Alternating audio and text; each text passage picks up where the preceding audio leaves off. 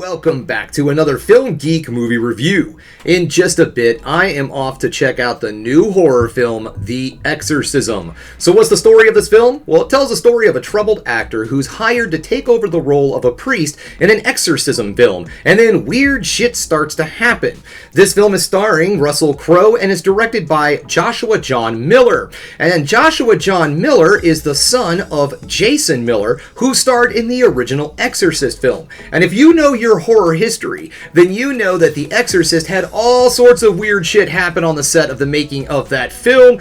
And so this movie may be kind of a dramatization of all the weird shit that happened during the filming of The Exorcist. So it looks like it's going to be a fairly interesting film. You know what? It's enough of me sitting here jibber-jabbing on. It is time for me to get out the door because I need to go see The Exorcism.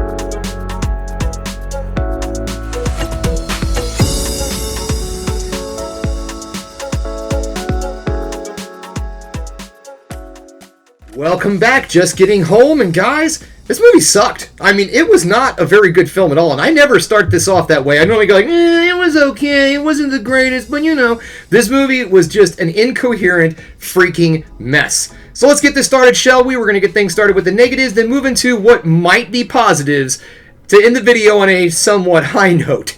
Okay, so this film, it just doesn't make sense, okay? It felt like there was two different ideas working together, or against each other, I should say.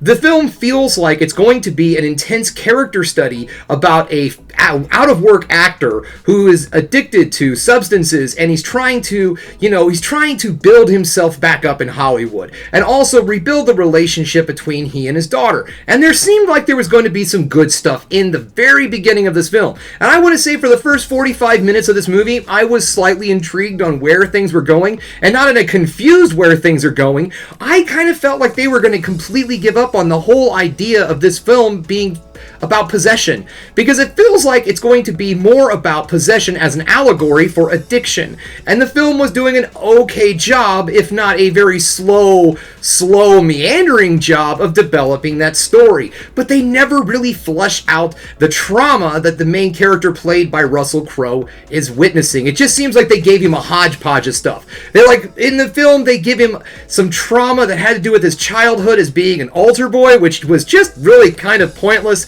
and undercooked. It seemed like the drug addiction and the alcohol addiction while his wife was dying from cancer, and then after she died from cancer, he decides to get treatment. That seemed like a much more interesting story to tell, but they barely touch on it. Well, I shouldn't say they barely touch on it. They just don't flesh it out very well. They don't give it enough oomph, enough an emotional impact. And then at about the 45-minute mark, the movie does a complete U-turn and just goes into absolute exorcism, possession film, trope after trope after trope.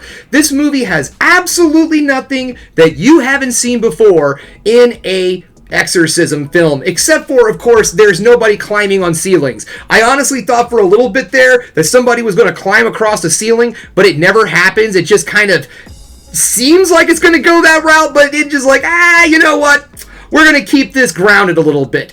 There's also a priest that's in this film, and they even do a little deflecting with the priest, which, by the way, is played by David Hyde Pierce, and it's just good to see him out in something again, even if it's an absolutely terrible film. It's the little David Hyde Pierce. Can I perk it up just a little bit? And I thought it was. When he showed up, I was like, oh, here we go. We got some interesting stuff going on. And he was like anti-exorcism priest, right? He was kind of like Russell Crowe in the previous, possession film that he did. He was kind of like a negative ninny a little bit. He's like, I don't think that this is possession. I have a degree in psychology. I think your father is actually exhibiting looks of schizophrenia or some kind of trouble dealing with his trauma in the past. And then they just throw all that shit out the window and go, you know what?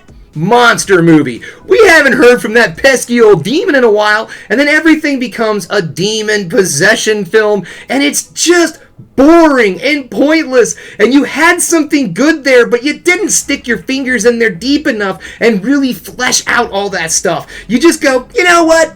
Exorcism, right? Let's go ahead and possess some people. Let's do the cricky cracky thing, which, by the way, I'm sorry if this is a spoiler or not, because you know what? It didn't work. It was stupid. They did the cricky cracky thing, right? And they did it to where, like, everybody was watching him do it, and then everyone was like, damn, that was a hell of a thing, right?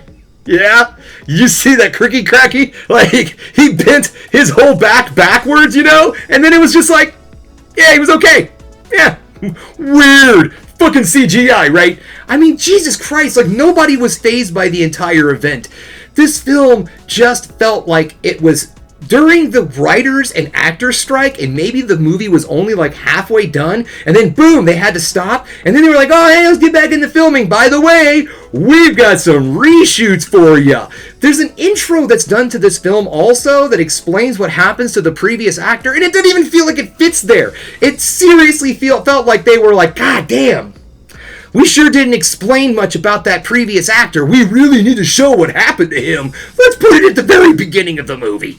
There's just so many bad decisions in this film. This is just an absolute incoherent mess of a movie. So you're probably wondering, did you like anything about the movie? Well, as I said, it started off okay enough. I thought we were going to have at least a decent slow burn horror movie that might have some craziness at the end, but it doesn't go anywhere.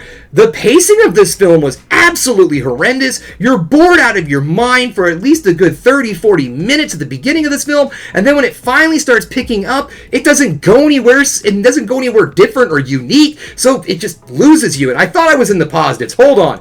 The concept could have been good. The concept was there, but then they just had to make it a possession film. They had to get rid of all of that good emotional stuff and just make it a typical possession film. And honestly, I can't do it. I can't find anything nice to say about this movie. I'm trying to. All I can come up with is the concept. Okay, how about this? The actors weren't bad. All right.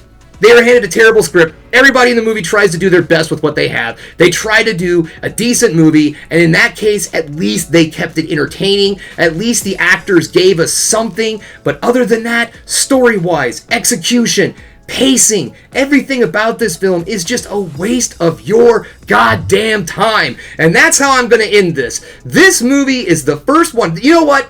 This film has actually done something for me. It has influenced me that I need to go back this year, for the first time in the history of this channel, I am going to do a top 10 worst of 2024. Because for some reason, this just seems like an off year at the movies to me. Sure, there's been some pretty solid efforts and some really good films, but it just seems like every month there is a good couple of just absolute stinkers. And so after seeing this movie, this is something that I definitely need to shine a light on, because I don't know if this is a growing problem or if this is just stuff we're left over with because they're still trying to make more movies after the strikes and all. So we're just kind of getting the leftovers of all of that. I don't know, but goddamn, especially horror. Pick it up, guys. This is really bad. Like, this is not a good film, and there's been a lot before it. So you know what? This is a hard pass on me. This isn't even a stream it, guys. This is a skip it, forget this movie even exists,